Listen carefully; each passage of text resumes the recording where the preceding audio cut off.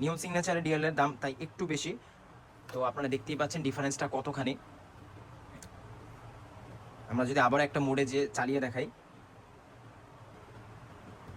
দেখতেই পাচ্ছেন আমাদের ডিআরএল এর ব্রাইটনেসটা কত বেশি। প্রাইসটা একটু বেশি কেন? আমরা যদি একটু আমাদের 3টা পিক্সেল ডিআরএল দেখি, দেখতে পাচ্ছি এখানে 3টা একটা অ্যাপ দিয়ে কন্ট্রোল হচ্ছে।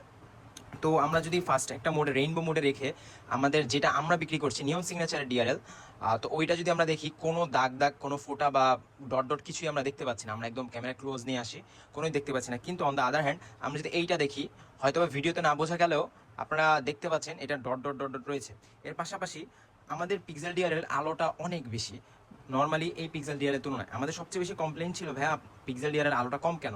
তো আমরা এই জন্য আপডেট করে নতুন একটা আলো বেশি, ব্রাইটনেস বেশি এরকম একটা ডিআরএল নিয়ে এসেছি। এর পাশাপাশি পিক্সেল ডিআরএল আপনারা জানেন একটা যদি সাদা করে রাখি বা হোয়াইট কালার দিই আমরা, এটা অ্যাপ কন্ট্রোল, বাট তাও একটা নীলাভ বা আইস ব্লু কালার শেড চলে আসে।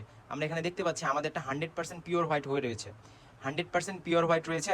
কিন্তু অন দ্য আদার হ্যান্ড আমরা দেখতে পাচ্ছি ডট ডট, তার পাশাপাশি ব্লু কালার রয়েছে। আমাদের দুইটা ডিআরএলই, এইটা হচ্ছে আমাদের ডিআরএল, আর এইগুলো হচ্ছে অন্যান্য ডিআরএল বা মার্কেটে অন্যান্য যে ডিআরএল গুলো পাওয়া যায়।